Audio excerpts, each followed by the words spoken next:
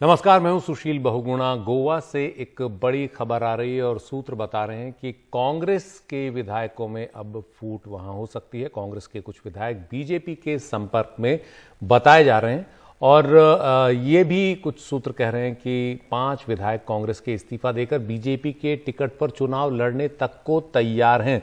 ये स्थिति क्यों है? उधर कांग्रेस लगातार कह रही है कि ऐसा कुछ नहीं है, ये सब बीजेपी की तरफ से फैलाई गई भ्रामक खबरें हैं, ये फूट की खबरें गलत हैं। लेकिन इनको बल तब मिला जब आज कांग्रेस विधायक दल की बैठक हुई, जिसमें 11 में से सिर्फ 7 विधायक ही पहुंचे हैं। कल से गोवा में विधानसभा सत्र शुरू हो रहा है। बजट सत्र है 2 हफ्ते का और उससे पहले आज ये बैठक होनी थी। तो कांग्रेस के जो विधायक हैं वो क्या कह रहे हैं, एक बार सुनते हैं। No meeting. There is no meeting. I at least have attended no meeting. Just a courtesy visit. Why not just a courtesy visit to Dinesh Sundara? How many MLAs are there? Right now? Yeah. 1, 2, 3, 6. 6 MLAs. 6 or 7. 7. They have been called by High Command? No, I don't think. I was not called. I heard he was in Margao. I stay in Raya. So from there I came here. So rumors are going on that Congress MLAs are joining BJP. Rumors are all over. What is to be done? Has any MLA told you he's going? No, but you are sure that your MLAs won't go? Well, I can vouch for you. I can vouch for myself. I can't vouch for third party. तो गोवा में कांग्रेस में ये जो सुगबुगाहट है, इस पर ज्यादा जानकारी के लिए हमारे मैनेजिंग एडिटर मनोरंजन भारती हमारे साथ हैं। अब मनोरंजन, अब गोवा में क्या हो रहा है? क्या बीजेपी ने यहां भी डोरा डाल दिया है कांग्रेस के विधायकों पर? जी हाँ, निश्चित रूप से जब से ये खबर आनी शुरू हुई उसके बाद जो गोवा के इंचार्ज हैं कांग्रेस के गुंडूराव, उन्होंने जो है वो एक मीटिंग बुलाई और जिसमें कि आप जो संख्या 6 बता रहे हैं, वो संख्या जो बढ़कर 8 हुई है। 8 विधायक जो है वो उस मीटिंग में पहुंचे हैं। 11 विधायक हैं और 3-4 विधायक नहीं पहुंचे। 3 विधायक यदि मैं बात करूं, जिसमें कि एक दिगंबर कामत भी है जो कि पूर्व चीफ मिनिस्टर रह चुके हैं। तो मैंने उनसे बात करने की कोशिश की लेकिन मेरी उनसे बात नहीं हो पाई है। लेकिन घटनाक्रम काफी तेजी से घूम रहा है और आपको ये भी बता दूं कि मेरी जानकारी के अनुसार 5 जो कांग्रेस के विधायक, उन्होंने ये कहा है कि हम इस्तीफा देकर बीजेपी के टिकट पे चुनाव लड़ेंगे, क्योंकि उन्हें डर है कि यदि वो अभी शिफ्ट करते हैं बिना इस्तीफा दिए तो पब्लिक का गुस्सा उसको झेलना पड़ सकता है। इसलिए वो इस्तीफा देकर बीजेपी के टिकट से लड़ने के लिए तैयार है, जैसा कि आपने कर्नाटक और मध्य प्रदेश में देखा है। अभी की जानकारी के अनुसार आपको बता दूं कि कल से विधानसभा का सत्र है, लेकिन स्पीकर महोदय अभी अपने चैम्बर में विधानसभा में जाकर बैठ गए हैं। यदि कोई विधायक आए तो उनसे अभी मिल सकता है। लेकिन दिक्कत यह है कि कुछ इसलिए नहीं हो पा रही है कि मेजोरिटी के लिए करीब आपको 8 विधायक चाहिए और 8 विधायक नहीं जो है वो जुटने के लिए तैयार फिलहाल नहीं दिख रहे हैं, क्योंकि 8 विधायक तो कांग्रेस की मीटिंग में ही गए हैं। अब उसमें से निकल के आने के बाद भी यदि वो टूट सकते हैं तो वो अलग बात है। लेकिन 3-4 विधायक हैं जो जिनके बारे में कहा जा रहा है और यही वजह है कि 2/3 मेजोरिटी वाली 8 की संख्या नहीं पहुंच रही है टूटने वाले विधायकों की। इसलिए ये फिलहाल अभी जो है रुकता हुआ आ रहा है। अब इंतजार करना पड़ेगा। बीजेपी की तरफ से ये भी कहा जा रहा है कि सबसे ट्रांसपोर्ट मिनिस्टर जो है नितिन गडकरी शायद वो पहुंच गए या वहां पर जाने वाले हैं। एक तरह से वो गोवा को वही देखते हैं बीजेपी की तरफ से। लेकिन जो है प्रक्रिया जो है वो चल रही है। अब देखते हैं कितना वक्त लगता है। कांग्रेस के वरिष्ठ नेता दिगंबर कामत काफी नाराज बताए जा रहे हैं। जी हाँ, आपने सही कहा। दिगंबर कामत से मैंने बात करने की कोशिश की। जो विजुअल्स हैं, जो बैठक हो रही है उसमें दिगंबर कामत दिखाई नहीं दे रहे हैं। अच्छा, आपको एक चीज और बता दूं कि इसलिए भी टूट में थोड़ी देरी हो रही है कि कुछ विधायक जो है वो बार्गेन कर रहे हैं कि मुझे कैबिनेट बर्थ दो। अब कैबिनेट बर्थ होगा क्या? वहां पर 6 ही मिनिस्टर बन सकते हैं और वैसे किसको हटा करके किसको बीजेपी बनाएगी, ये भी एक सवाल उठ गया है। इसलिए जो बार्गेनिंग की जो प्रक्रिया चल रही है ना, उसके वजह से भी कैबिनेट दिया जाए नहीं दिया जाए, चेयरमैनशिप देनी है, क्या देना है, इन सब को लेकर के भी अभी मुझे लगता है अगले 24 घंटे काफी महत्वपूर्ण है। यदि कल से विधानसभा का सत्र है तो शायद उसके पहले अब हो पाता है नहीं हो पाता है, लेकिन कल का सत्र काफी महत्वपूर्ण हो जाएगा। शुक्रिया मनोरंजन भारती इस पूरी जानकारी के लिए। तो अब देखना है कि गोवा का खेल किस तरफ बढ़ता है। क्या महाराष्ट्र की तरह यहाँ भी अब अगले कुछ दिनों तक इसी तरह से एक तरह से जो है कहीं कांग्रेस की नैया हिलती हुई दिख रही हो, वहां शिवसेना के साथ ऐसा हुआ, यहां कांग्रेस के साथ हो सकता है। हालांकि वहां शिवसेना सरकार में थी और यहां कांग्रेस विपक्ष में है।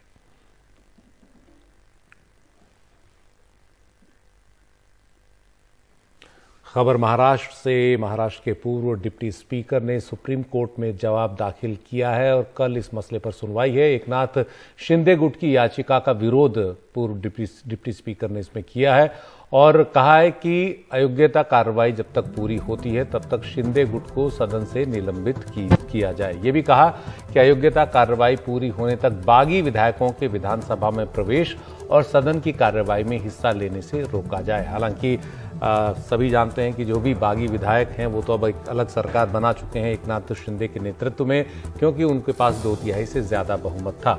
डिप्टी स्पीकर नरहरि सीताराम जिरवाल ने कहा है कि उनको अविश्वास प्रस्ताव से हटाया नहीं जा सकता, क्योंकि ये प्रस्ताव सिर्फ विधानसभा सत्र चलते समय ही लाया जा सकता है। उन्होंने कहा कि यदि एकनाथ कैंप 24 घंटे में सुप्रीम कोर्ट में दस्तक दे सकता है तो 48 घंटे में वो अयोग्यता नोटिस का जवाब क्यों नहीं दे सकता है। तो ये पूरा मसला भी सुप्रीम कोर्ट में है और जब ये मसला सुलझेगा उसके बाद ही महाराष्ट्र में एकनाथ शिंदे सरकार आगे अपना मंत्रिमंडल का विस्तार करेगी।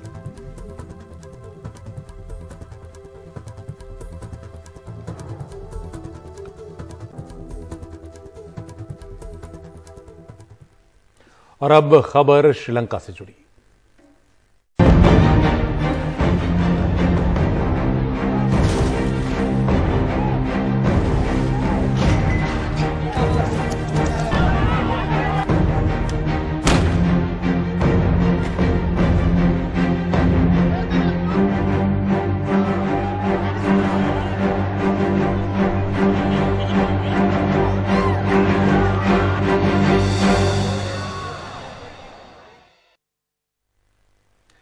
हमारा पड़ोसी देश श्रीलंका बीते 70 साल में सबसे बड़े आर्थिक और राजनीतिक संकट से जूझ रहा है। इस सबके बीच श्रीलंका के राष्ट्रपति गोटबाया राजपक्षे के महल में कल जनता घुस गई और उसके बाद गोटबाया राजपक्षे ने ये ऐलान किया है कि वो 13 जुलाई को इस्तीफा देंगे। उन्होंने कल जो स्पीकर हैं वहां की संसद के महिंदा अभयवर्धने उनको इसकी जानकारी दी और इस्तीफे के बाद राजपक्षे के इस्तीफे के बाद अंतरिम राष्ट्रपति के तौर पर स्पीकर ही पद को संभालेंगे और अगली सरकार का खाका तय होने तक, अगली सरकार चुने जाने तक वो राष्ट्रपति रहेंगे। इस बीच श्रीलंका के प्रधानमंत्री रनिल विक्रमसिंघे भी इस्तीफा दे चुके हैं। उन समेत 5 और मंत्रियों ने इस्तीफा दे दिया है और अब रनिल विक्रमसिंघे भी कहां हैं ये नहीं पता। उनके घर को कल प्रदर्शनकारियों ने परसों जला दिया था और हिंसक प्रदर्शन अब भी कई इलाकों में चल रहे हैं। कई इलाकों में सेना सड़कों पर है, लेकिन श्रीलंका में सरकार किसकी है, किसकी चल रही है, किसी को कुछ नहीं पता। पूरे केओस की स्थिति है, अराजकता की सी स्थिति है काफी ज्यादा। इस सबके बीच जो राष्ट्रपति प्रधानमंत्री हैं उनके हटने के बाद अस्थायी राष्ट्रपति और सर्वदलीय सरकार नियुक्त करने का फैसला वहां पर हुआ है, लेकिन क्या अगले कुछ दिनों में होगा ये अभी साफ नहीं है। 13 तारीख को औपचारिक तौर पर जो राष्ट्रपति हैं वहां के गोटबाया राजपक्षे वो इस्तीफा देंगे। तो अभी जो भी कुछ श्रीलंका में चल रहा है वो एक तरह से अराजकता की तरह से देखा जा रहा है और श्रीलंका इस वक्त भयानक आर्थिक बोझ से दबा हुआ है। राजनीतिक संकट सड़कों पर वहां दिख ही रहा है। इस बीच भारत ने कहा है कि श्रीलंका को इस मुश्किल समय पर मदद देने के लिए भारत हर तरह से तैयार है। On Sri Lanka, we have been very supportive of Sri Lanka, and we are trying to help, and we are always very helpful where they are concerned. But they are right now working through their problems, so we have to wait and see what. How do you see the refugee crisis, sir? There is no refugee crisis right now. उधर एक और अंतर्राष्ट्रीय खबर, रूस और Ukraine की जंग के 135वें दिन यूक्रेन के राष्ट्रपति जेलेंस्की ने भारत और जर्मनी समेत 9 देशों में रह रहे अपने राजदूतों को हटाने का फैसला किया है। पिछले हफ्ते एक इंटरव्यू में जर्मनी के राजदूत ने द्वितीय विश्व युद्ध के समय हिटलर समर्थित नाजियों के बचाव में बयान दिया था। हालांकि अन्य देशों के राजदूत क्यों हटाए गए हैं ये अभी स्पष्ट नहीं हुआ है। इस बीच राष्ट्रपति जेलेंस्की ने अपने राजदूतों से यूक्रेन के समर्थन में अधिक से अधिक देशों से बात करने की अपील की है ताकि यूक्रेन को इस मुश्किल समय में हथियारों की और आर्थिक मदद मिले।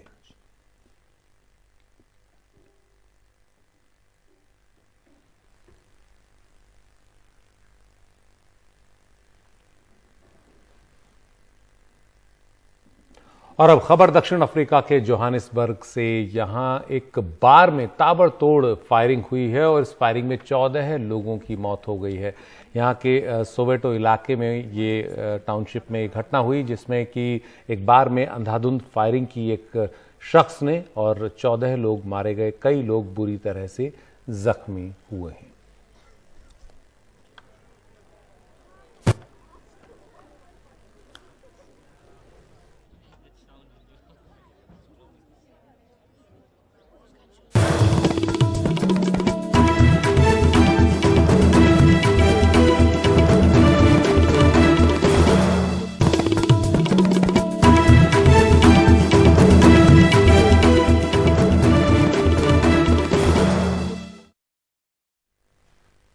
महाराष्ट्र में एकनाथ शिंदे सरकार के गठन के बाद मुंबई में मेट्रो के कार शेड को फिर से आरे के जंगल में ही बनाने का फैसला किया गया है। देवेंद्र फडणवीस के मुख्यमंत्री रहते आरे में ही मेट्रो कार शेड बनाने का फैसला हुआ था, लेकिन पिछली उद्धव ठाकरे सरकार ने पर्यावरण से जुड़े जानकारों की चिंताओं को देखते हुए और आरे के जंगल को देखते हुए इस फैसले को पलट दिया था।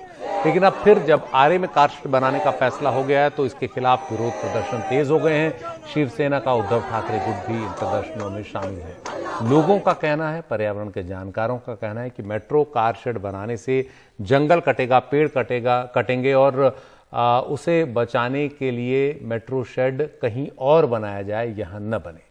आज भी रविवार के दिन प्रदर्शन हुए। शिवसेना के विधायक आदित्य ठाकरे ने भी इन प्रदर्शनों में हिस्सा लिया और मेट्रो का कार शेड कहीं और बनाने की सरकार से मांग की।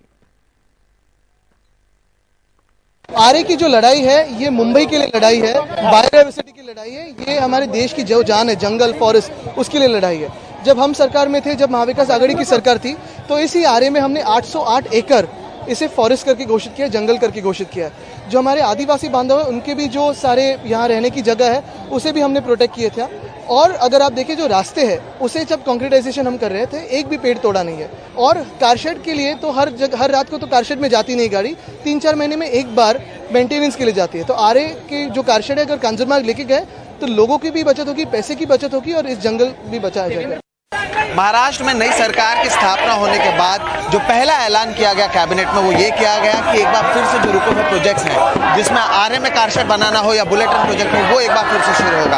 आरे में जिस तरह से कहा गया कि कारशेड बनाया जाएगा उसके विरोध में एक बार फिर से जो विरोध प्रदर्शन है वो शुरू हो चुका है। अगर आप देखेंगे तो हम आरे में मौजूद है। इस तरह से 2018 और 2019 में हम देख रहे थे कि इसी तरह से जो लोग हैं वो आरे में प्रदर्शन कर रहे थे और अब एक बार फिर से जो लोग हैं वो आकर यहाँ पर हर रविवार को प्रदर्शन कर रहे हैं। ये एक सिटीजन मूवमेंट इससे पहले भी हमने देखा था। दूसरी तरफ आप भीड़ देख रहे हैं वो इसलिए है क्योंकि शिवसेना नेता आदित्य ठाकरे भी यहाँ पर आए हुए हैं। आदित्य ठाकरे इससे पहले भी हमने देखा था कि किस तरह से जब वो सरकार में भी थे 2018 में, जब वो शिवसेना और बीजेपी एक साथ सत्ता में थी तब भी वो यहीं पर थे।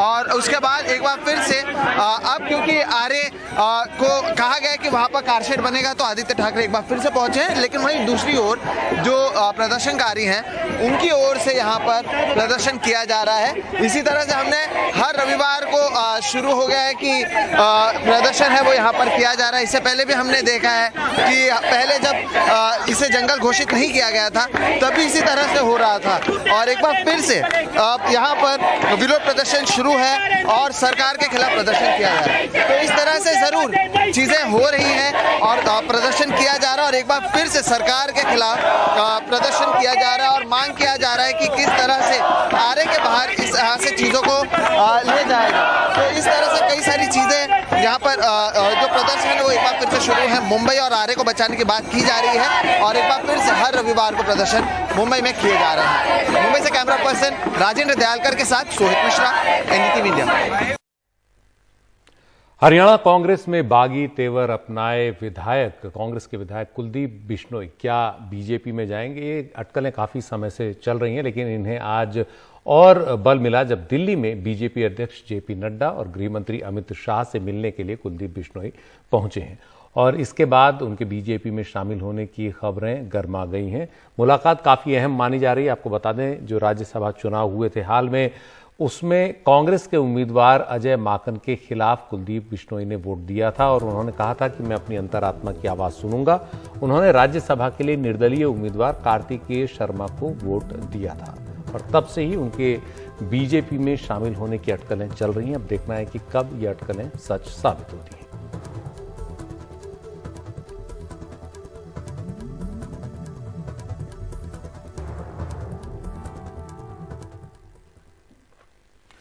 मां काली को लेकर चल रहे विवादों के बीच आज प्रधानमंत्री नरेंद्र मोदी ने कहा कि सब कुछ मां की चेतना से ही व्याप्त है। उन्होंने कहा कि मां काली का आशीर्वाद हमेशा देश के साथ है। प्रधानमंत्री मोदी रविवार को यानी आज स्वामी आत्मस्थानंद के शताब्दी समारोह में को संबोधित कर रहे थे और इस दौरान उन्होंने मां काली की चर्चा की। समष्टि के लिए जीना, स्व का विस्तार समष्टि तक। स्वामी विवेकानंद को सन्यासी के लिए मां काली की जो अनुभूति सेवा में उनके जो आध्यात्मिक दर्शन हुए, उसने उनके भीतर असाधारण ऊर्जा और सामर्थ्य का संचार किया था। जब आस्था इतनी पवित्र होती है तो शक्ति साक्षात हमारा पथ प्रदर्शन करती है। इसलिए मां काली का वो असीम आशीर्वाद हमेशा भारत के साथ है। भारत इसी आध्यात्मिक ऊर्जा को लेकर आज विश्व कल्याण की भावना से आगे बढ़ रहा है। स्वामी रामकृष्ण परमहंस एक ऐसे संत थे जिन्होंने मां काली का स्पष्ट साक्षात्कार किया था, जिन्होंने मां काली के चरणों में अपना सर्वस्व समर्पित कर दिया था। वो कहते थे, ये संपूर्ण जगत, ये चराचर सब कुछ मां की चेतना से व्याप्त है। तो प्रधानमंत्री मोदी के इस भाषण के बाद आज बीजेपी आईटी सेल के प्रमुख अमित मालवीय ने एक ट्वीट किया और टीएमसी नेता महुआ मोइत्रा और पश्चिम बंगाल की मुख्यमंत्री ममता बनर्जी पर निशाना साधा। अमित मालवीय ने ट्विटर पर लिखा, प्रधानमंत्री मोदी न केवल बंगाल बल्कि पूरे भारत को मां काली की भक्ति का केंद्र बताते हैं। दूसरी ओर एक टीएमसी सांसद ने मां काली का अपमान किया, उन पर कार्रवाई के बजाय ममता बनर्जी उनका बचाव करती हैं। उधर महुआ मोइत्रा जो है अपने बयान पर कायम है। हालांकि टीएमसी उस बयान पर जो उन्होंने दिया था उसे लेकर उनके साथ खड़ी हुई नहीं है।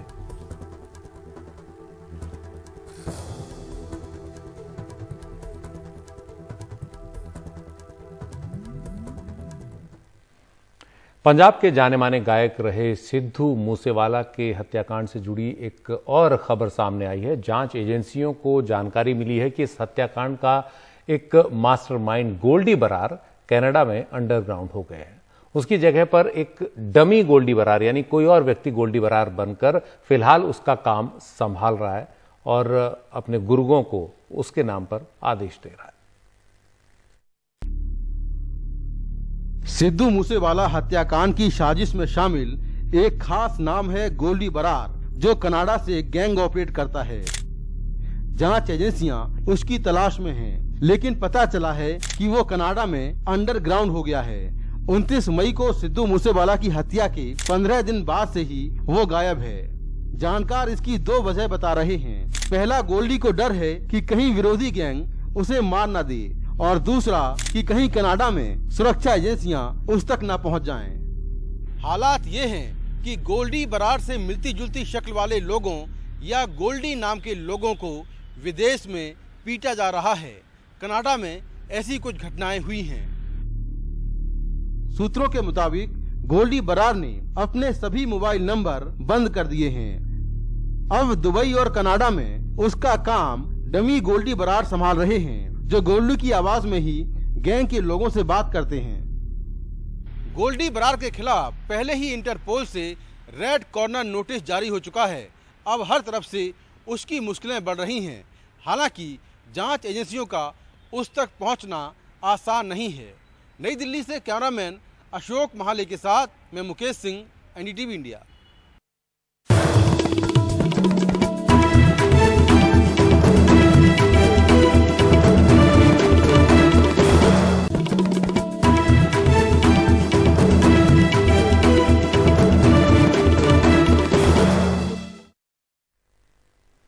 और एक बार फिर चलते हैं गोवा की खबर पर। यहाँ जानकारी मिल रही कि कांग्रेस के कुछ विधायक बीजेपी के संपर्क में हैं और कांग्रेस में बगावत हो सकती है।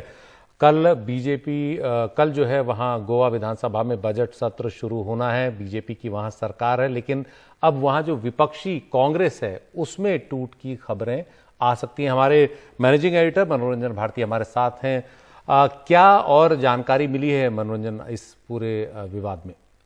अभी जो ताजा जानकारी ये है कि जो गोवा के स्पीकर हैं वो जो है अपने चैम्बर में आके जो विधानसभा है जो वहां पर अपने चैम्बर में आके वो बैठ गए हैं। शायद उनको इस बात का अंदाजा है या फिर उन्हें सूचना मिली है कि कुछ कांग्रेस के विधायक जो कि टूटने के कगार पे हैं वो शायद उनसे संपर्क कर सकते हैं और ऐसी स्थिति में उनको क्या करना है इसके लिए वो सलाह मशविरा के लिए अपने चैम्बर में है। और यदि कांग्रेस के विधायक आते हैं तो उनको क्या एक अलग गुट की मान्यता दी जाएगी, क्या उनको कल बैठने के लिए उनके लिए क्या सीटिंग अरेंजमेंट होगा या फिर क्या किया जा सकता है, इस चीज के लिए जो है स्पीकर महोदय जो है वो अपने चैम्बर में वहां पे विधानसभा में मौजूद है। अब देखना यह है कि कांग्रेस के विधायक कितनी बड़ी संख्या में पहुंचते हैं, क्योंकि हमारी जानकारी के अनुसार 2/3 जो आंकड़ा नहीं होने के कारण अभी विधायक जो है झिझक रहे हैं। अभी केवल 3-4 विधायक ही हैं जो कि जाने के लिए तैयार है। उसमें से भी कई बार्गेन कर रहे हैं कि हमें कैबिनेट बर्थ चाहिए। कुछ विधायक जो है वो ये भी कहने के लिए तैयार हैं कि हम जो है रिजाइन करके दोबारा से बीजेपी के टिकट पे भी चुनाव लड़ सकते हैं। तो स्थिति अभी थोड़ी सी जो है वो नाजुक वहां पे बनी हुई है। तो इन ताजा जानकारी यही है कि स्पीकर महोदय जो है वो अब विधानसभा में है और वो उनको शायद इस बात का उम्मीद है कि कांग्रेस के कुछ विधायक उनसे मिलने आ सकते हैं। जी मनोरंजन, लेकिन कांग्रेस यहाँ विपक्ष में है, मंत्री वगैरह कोई बन नहीं सकता, सरकार का मामला नहीं है। झगड़ा क्या है गोवा कांग्रेस में? देखिए, गोवा कांग्रेस में जो बाकी जगह आपको देखने को मिल रहा है कि किस ढंग से कांग्रेस में को तोड़ा जाता है। आपने देखा मध्य प्रदेश में क्या हुआ, आपने देखा कर्नाटक में क्या हुआ, आपने देखा अभी शिवसेना के साथ क्या हुआ। तो एक जो प्रोसेस है उसमें अब कुछ लोग ये भी कर रहे हैं कि गोवा जो है वो कांग्रेस मुक्त हो जाएगी, लेकिन मेरी जानकारी के अनुसार अभी भी जो है 7-8 लोग हैं जो कि कांग्रेस में बने हुए हैं, अभी दिख रहे हैं। क्योंकि जो मीटिंग जो है महासचिव जो गोवा के हैं गुड्डू राव साहब ने जो बुलाई थी उसमें वो पहुंचे थे। सबसे बड़ी बात और सबसे अचंभे वाली बात है कि जो former chief minister Digambar Kamat वो उस मीटिंग में नहीं थे और मेरी उनसे बात भी नहीं हो पाई। लेकिन ये बात, यदि इतना सीनियर लीडर यदि वहां पर कांग्रेस छोड़ने के लिए तैयार है तो यदि वो बीजेपी जाते हैं तो बीजेपी उनको क्या ऑफर करेगी? कुछ तो ऑफर करना पड़ेगा, तभी वो पार्टी छोड़ के जाएंगे। या फिर हो सकता है वो रिजाइन करके दोबारा मडगांव की जो उनकी अपनी परंपरागत सीट है वहां से जीते, क्योंकि वो हमेशा से वहां से जीतते रहे। तो पहले भी हुआ था, आपने देखा था ये जो पिछली बार जो सरकार बनी थी वो भी इसी ढंग से बनी थी, तोड़ के बनी थी। अब जो है कहा जा रहा है, जो कि प्रदेश अध्यक्ष हैं वहां पे गिरीश, उनका कहना है कि बहुत पैसे ऑफर किए जा रहे हैं, बहुत प्रलोभन दिए जा रहे हैं। तो इन सब चीजों को लेकर के जो बाकी राज्यों में हो रहा है वो गोवा में भी हो रहा है। छोटा सा स्टेट है, आपको मालूम है 40 की विधानसभा है, वहां पे सब जो है एक दूसरे को जानते हैं और ऐसी स्थिति में वो पार्टी जो है उनके लिए उतना मायने गोवा में तो रखता नहीं है। छोटा आयाराम गयाराम वाला स्टेट है। जी शुक्रिया मनोरंजन इस पूरी जानकारी के लिए।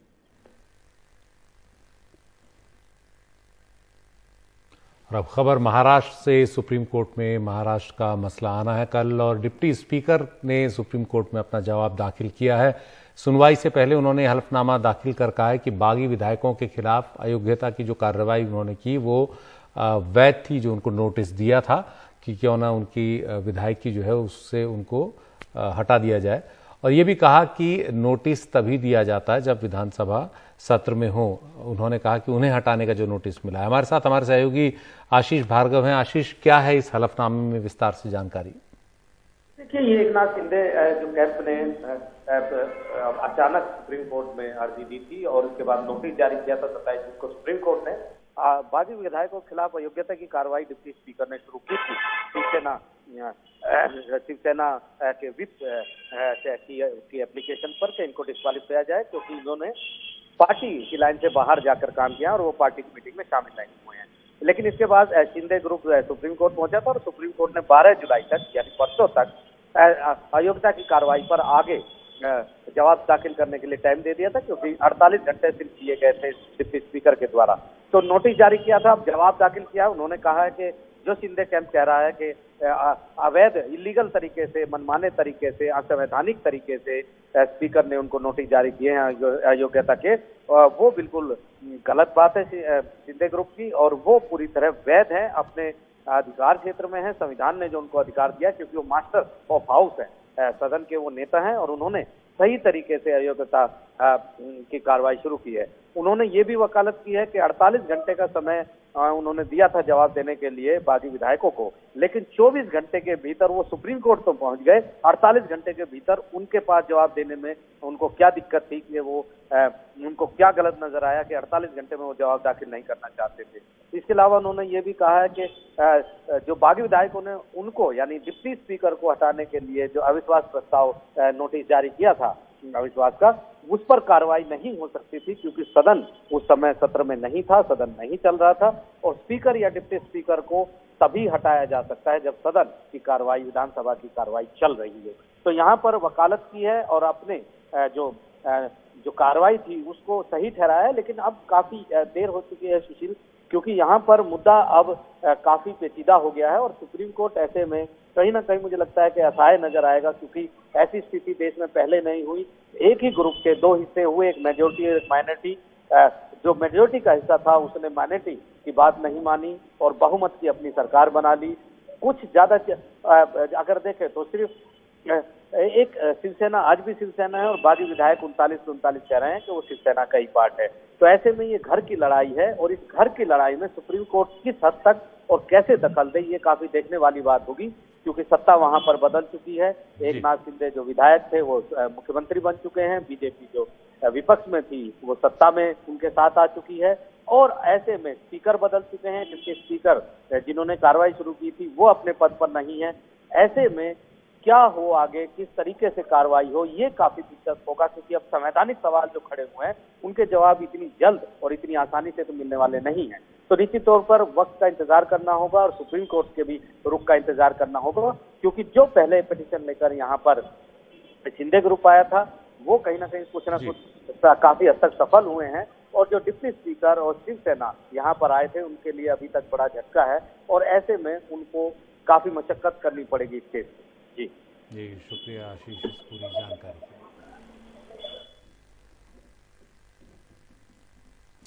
उदयपुर में 29 जून को एक दर्जी कन्हैया लाल की बेरहमी से हत्या हुई जिसकी जांच एनआईए कर रही है और इस मामले में कल 7वें आरोपी फरहाद मोहम्मद शेख को भी एनआईए ने गिरफ्तार कर लिया। ये मुख्य आरोपी रियाज का करीबी बताया जाता है।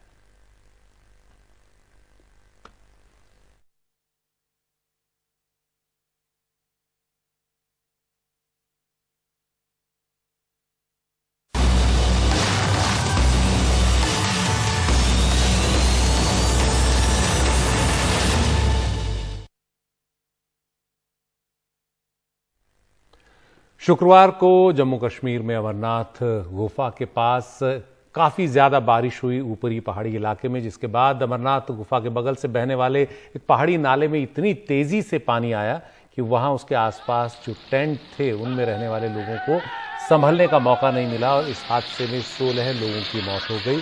कई लोग घायल भी हुए हैं और उन्हें हेलीकॉप्टर से अस्पताल पहुंचा दिया गया। लेकिन अब भी बताया जा रहा है कि करीब 40 लोग लापता हैं और उन्हें ढूंढने के लिए जो सीआरपीएफ है, एनडीआरएफ, बीएसएफ इसके जवान लगे हुए हैं, मलबे के अंदर ढूंढने की कोशिश कर रहे हैं कि क्या पता कुछ और लोग भी मिल जाएं और इसके लिए ग्राउंड पेनिट्रेटिंग राडार और अन्य उपकरणों का भी सहारा लिया जा रहा है। एहतियातन यात्रा आज भी रुकी हुई है। जो उपराज्यपाल हैं जम्मू कश्मीर के मनोज सिन्हा, उन्होंने प्रशासन के साथ ताज़ा हालात की जानकारी ली, राहत और बचाव की जानकारी ली है और जब स्थिति ठीक समझी जाएगी उसी के बाद अमरनाथ यात्रा शुरू की जाएगी। इस बीच एक बड़ा सवाल ये भी उठ रहा है कि अमरनाथ गुफा के ठीक पास जो नाला है, जहां कभी भी पानी तेजी से आ सकता है अगर ऊपरी पहाड़ी इलाके में बारिश हो, तो उसके ठीक बगल में इतने ज़्यादा कैंप्स क्यों लगाए गए? और वही वजह रही कि इतने लोगों की इस पूरे हादसे में मौत हुई। 16 लोग अब तक मारे जा चुके हैं और 40 लापता हैं। बालटाल से देखते हैं कुछ लोग जो वहां मौजूद हैं वो क्या कह रहे हैं इस पूरे हादसे पर। मैं कल से इधर वेट कर रहा हूँ, वैसे तो परसों से आ गया हूँ मैं, पर मेरा रजिस्ट्रेशन आज का है। पर वो जो घटना हो गई है क्लाउड बस की, मुझे ऐसा पता चला है कि 2-3 दिन अभी टाइम लगेगा। मतलब बहुत दुखद घटना हुई है। तो देखते हैं, अभी हम लोग तो वेट करेंगे इधर, जब खुलेगा जब तक वेट करेंगे और दर्शन करके जाएंगे। यात्रा के लिए आए थे, कल से यात्रा बंद है। हमारी रजिस्ट्रेशन आज की थी इसके लिए, अब जब तक दर्शन नहीं होते हम जाते नहीं यहाँ से। तो अभी रुका है यात्रा को? यस, कहते 3 दिन तक रुकेगी शायद। तो आप चाहते हैं कि जल्द से जल्द शुरू? हम चाहते हैं जल्द से जल्द शुरू हो जाए। कुछ ऊपर पाइप वगैरह टूटे हुए हैं पानी के, वो आज जाएंगे ऊपर, तो फिर उसके बाद मतलब शुरू हो पाएगी यात्रा। पहले कल 2 पुल भी टूट गए थे जो उसमें बह गए थे पानी में, जो पानी का बहाव आया था, सैलाब आया था। तो उसमें अब 2 पुल तो उन्होंने बना दिए हैं, ऊपर से ये इन्फॉर्मेशन आई है। तो हमारे यहाँ पे कुछ मतलब कमांडर है मिलिट्री में, वो उनसे बात हुई थी हमारी, तो वो बोल रहे हैं कि आज तो यात्रा किसी भी हाल में नहीं चल पाएगी, लेकिन कल की संभावना 99% है।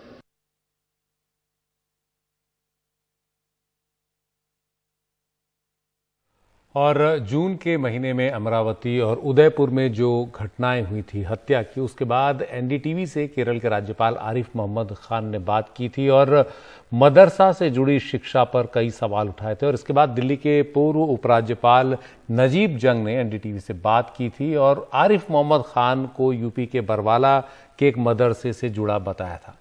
अब आरिफ मोहम्मद खान ने इस बयान पर तीखी प्रतिक्रिया दी है। उन्होंने लिखा है कि दिल्ली के पूर्व उपराज्यपाल नजीब जंग ने एनडीटीवी से बातचीत के दौरान मुझ पर यह आरोप लगाया कि बरवाला के एक मदरसे से मैं जुड़ा हूं। बरवाला गांव दिल्ली से सिर्फ 100 किलोमीटर की दूरी पर है। मैं एनडीटीवी की टीम से अनुरोध करता हूं कि वो अपनी टीम वहां भेजें और पता लगाएं कि नजीब जंग के आरोपों में कितनी सच्चाई है।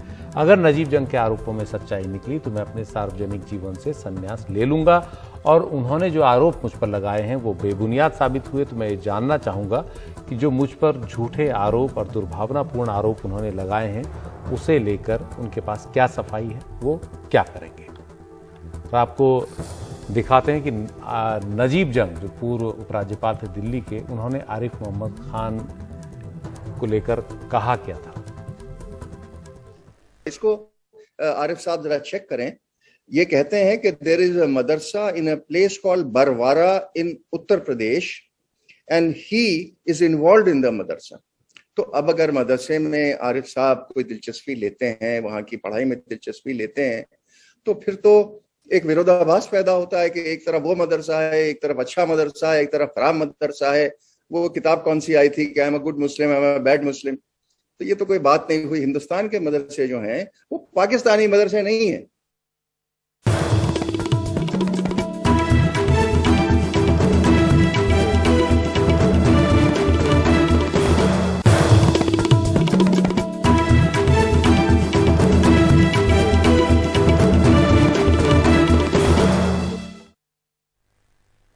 आज पूरे देश और दुनिया भर में मुस्लिमों का पवित्र त्योहार ईद उल अजहा मनाया जा रहा है, जिसे बकरीद भी कहा जाता है। और इस मौके पर बड़ी संख्या में मुस्लिम समुदाय के लोग आज मस्जिदों में नमाज अदा करने गए, एक दूसरे को मुबारकबाद दी। प्रधानमंत्री और राष्ट्रपति ने भी इस मौके पर अपनी शुभकामनाएं दी हैं मुस्लिम समुदाय को। इस बीच फिल्म स्टार शाहरुख खान के घर के बाहर उनके प्रशंसक हमेशा की तरह आज भी जमा हुए ईद की मुबारकबाद देने के लिए, और शाहरुख खान ने भी अपने चहेतों को निराश नहीं किया।